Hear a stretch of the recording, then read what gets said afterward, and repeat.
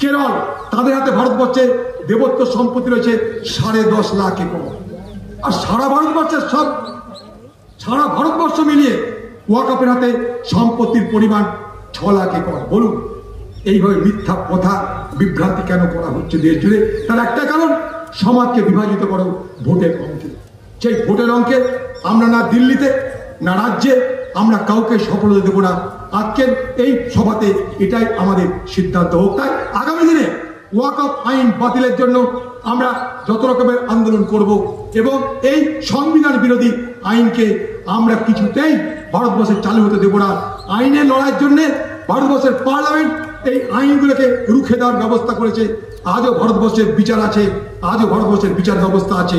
তাই আজও আমরা বিশ্বাস করি যে ভারতবর্ষের সব সম্প্রদায়ের সব ধর্মের মানুষ তারা ন্যায় বিচার পাবে। মিথ্যা বিভ্রান্ত করে ভারতবর্ষের সমাজকে তারা কলুষিত করতে পারবে না।